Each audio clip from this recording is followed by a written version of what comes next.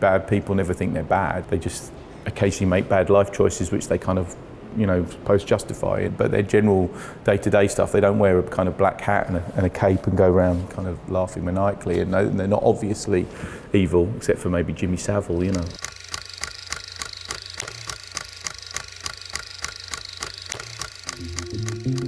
Ben Wheatley began his career making viral internet videos and animation shorts before turning his attention to filmmaking. In the run-up to the release of his movie adaptation of JG Ballard's seminal novel High Rise, we're here at the Barbican, one of London's most famous high-rise complexes, to meet the man himself. What are you doing? What are you doing in there? Teething problems. Building's still settling.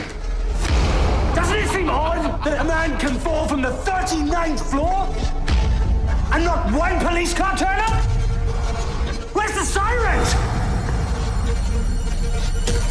What have you got there? A kaleidoscope. What can you see through that thing? The future.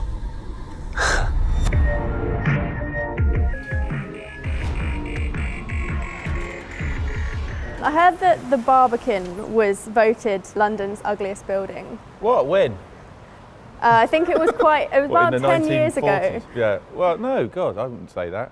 There's plenty of other horrible buildings that have been built since this has been built, I think. I like it, it's like a castle, isn't it? For Ballard, I think he kind of saw the high-rise tower as almost like a character.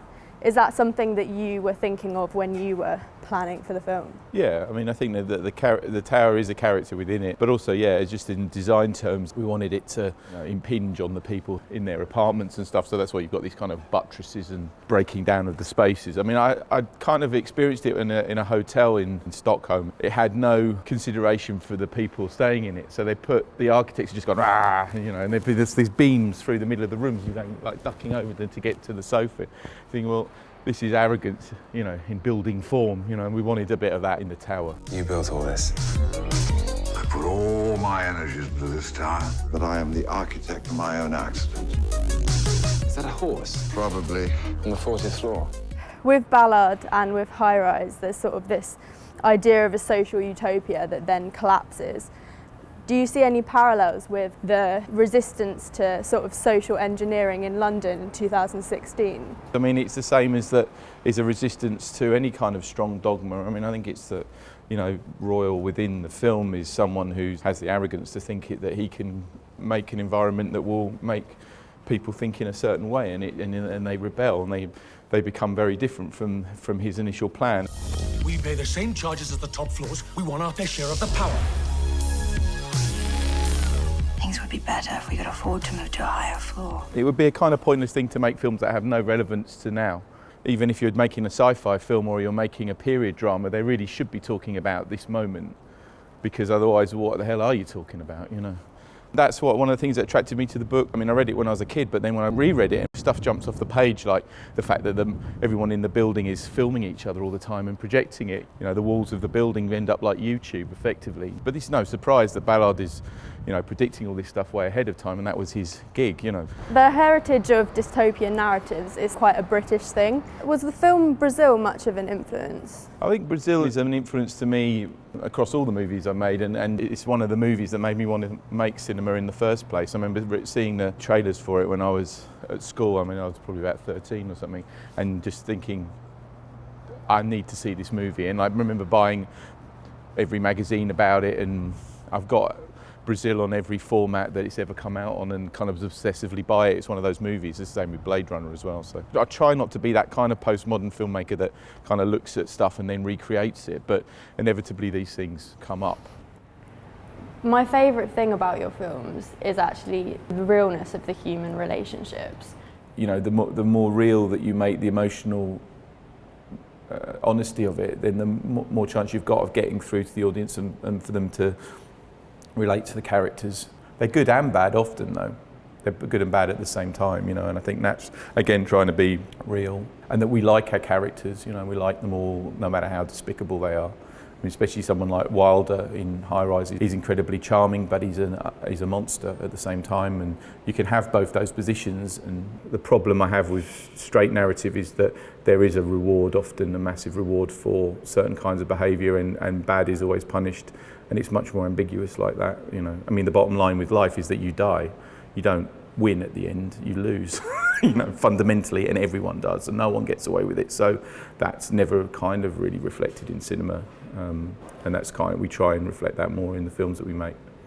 You've built your career making viral shorts, and now you're making feature films. You can kind of see those viral stunts being brought back into your films. I mean, I think the viral work was interesting because it was at the same time as being something that could only exist in that moment.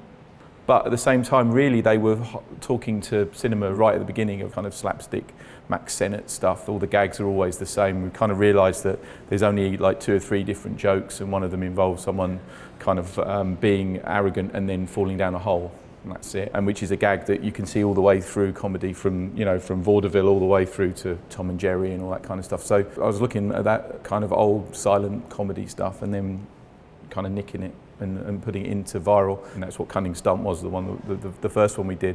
Go on, Rob.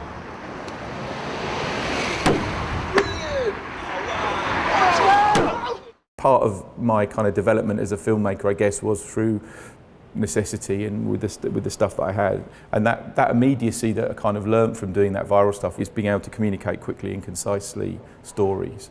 So you've shot in a high-rise building, you've had a film set in just a house, you've had a film set mostly in a caravan.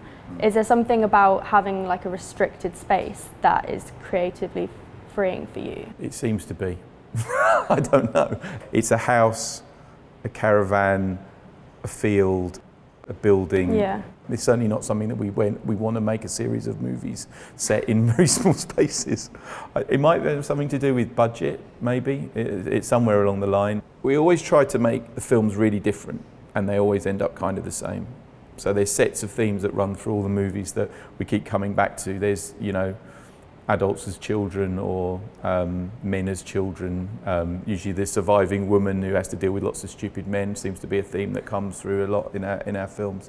Amy Jump, who wrote the script, and I'm also married to, we kind of, what we saw in the book as we saw it as we were older is that we were probably the children in the book. We were both born in 1972 and the book comes out in 75, so Lang and Wilder are kind of pretty close to our parents' ages at that point. So our perspective on it is very different than it was at the time. Though I don't co-write a lot of the films, some of them I have my sets of things I'm interested in and Amy has her sets of things, and I think the films across the board feel like they're films made by a couple. I mean, the first 3 movies we made are kind of about angry couples or couples against the world, but then later it's people trying to find themselves within groups, and then High Rise is more about couples not forming or falling apart. Now you're working on bigger budget movies. What is that like creatively? I don't make films that are calling card films to go to Hollywood, so it's not a stepping stone thing to get bigger and bigger budgets. And we've done, when we made Sightseers, which was 1.2 million, then we made Field in England, which was 300,000. That was a conscious thing of just going, well, we'll make something really crazy. It might be the last time we get to do something this bonkers for a while, and we'll have complete control of it at that budget level. If you do not cease, we may be blasted by an ill planet. Ill fortune which you are set to unleash! I shall chew up all the selfish scheming and ill intentions that men like you force upon men like me! I always want to be working, and filming something. The more you try and get a project together that's bigger budget, the more chance it's going to fail and then just leave a big hole in the year. So I've always got stuff on my back pocket to think, well, then we'll go and do something that costs, $100,000 or something that costs no money at all. I think we should be prepared to meet moderate resistance. The ones who are the real danger are the self-contained types like you. Perhaps you're right. The reviews for it have been interesting, so they're either like 1 or 2 star or 2 stars, or they're like 5-star. Is that kind of a measure of success for you? I talked to Jeff Barrow, who from Portishead who did one of the tracks, and Jeff said, oh yeah, you know, in music it's the best thing you can get is like 1 star and 5 star and that's it, and there's no one down the middle, or even lots of people hating it is much better than lots of people liking it. I was like, yeah. Okay, you know, it's been kind of like that since the beginning with all the films we've made. When ego gets involved with it in terms of worrying about reviews, you just make kind of quite dull films, you know. Thank you for your time, Ben. Oh, no worries. Thank you.